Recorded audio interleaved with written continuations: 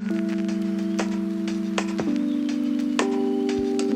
este vídeo vamos a hablar sobre el cardinal de un conjunto en relación con el cardinal de las partes de ese conjunto. Y vamos a ver que el resultado nos lleva a algo sorprendente sobre el infinito. Vamos a ello. La pregunta que nos hacemos es: ¿qué relación hay entre el cardinal de un conjunto y el cardinal de las partes de ese conjunto? Recordemos que las partes de un conjunto eran el conjunto cuyos elementos eran todos los subconjuntos del conjunto original. Bien, habiendo recordado esto, vamos a la siguiente proposición. Sea X un conjunto, entonces el cardinal de X es estrictamente menor que el cardinal de las partes de X. Vamos a por la demostración y luego vemos qué consecuencias tiene. Supongamos que no es así y que X es equipotente a las partes de X. Entonces existe una función f entre X y las partes de X biyectiva. Vamos a definir el conjunto Y, que son los elementos de X que no pertenecen a su imagen, es decir, la imagen de X es un subconjunto de X porque está en las partes de X y X no está en ese subconjunto. Pues todos los elementos que cumplen esto forman el conjunto Y. De otro modo, Y es el subconjunto de X de los elementos que no están en su propia imagen. Como Y es un subconjunto de X, por definición de las partes de un conjunto, Y es un elemento de las partes de X. Como F es sobreyectiva e Y es un elemento de las partes de X, que es el conjunto de llegada, existe un X0 en X, de forma que f de x0 es el conjunto Y. Vale, y ahora nos preguntamos, ¿x0 pertenece a Y? Si x0 pertenece a Y, por la definición de Y, esto quiere decir que x0 no está en la imagen de x0, que es justo Y. Entonces tenemos que x0 pertenece a Y, implica que x0 no pertenece a Y, y esto es imposible. Tendríamos entonces que x0 no pertenece a Y. Si x0 no pertenece a Y, por la definición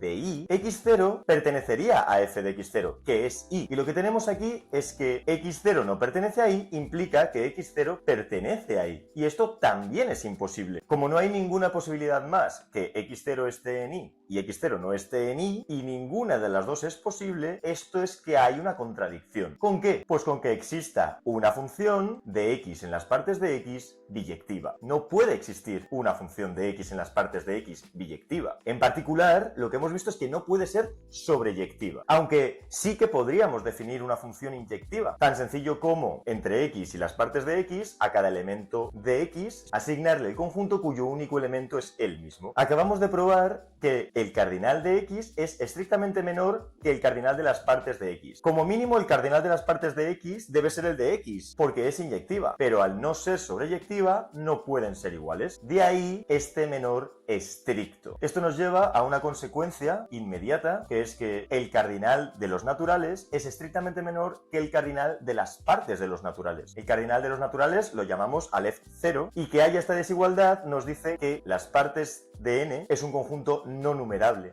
La demostración de esto es una consecuencia inmediata de la proposición anterior. No hay nada que demostrar, simplemente aplicarla. Y vamos a hacer una observación. El cardinal de n es estrictamente menor que el cardinal de las partes de n. El primero es infinito, numerable, y el segundo, como es estrictamente mayor, tiene que ser infinito también, pero más grande. Pero ahora las partes de n también es un conjunto. Entonces, si consideramos las partes de ese conjunto, tendremos que el cardinal de las partes de n es estrictamente menor que el cardinal de las partes de n. Entonces, esto quiere decir que aquí tenemos un infinito más grande aún que el anterior, y podemos aplicar este proceso tomando las partes de las partes de las partes del conjunto n indefinidamente. Entonces tendríamos aquí una cadena de desigualdades estrictas entre cardinales de conjuntos. Y esto nos dice que existen infinitos diferentes. Unos estrictamente con más elementos que otros, aunque todos sean infinitos. Hay infinitos de muchos tamaños. Notación, sabemos que al cardinal de n lo llamamos Aleph 0, al cardinal de las partes de n lo llamamos Aleph 1, al cardinal de las partes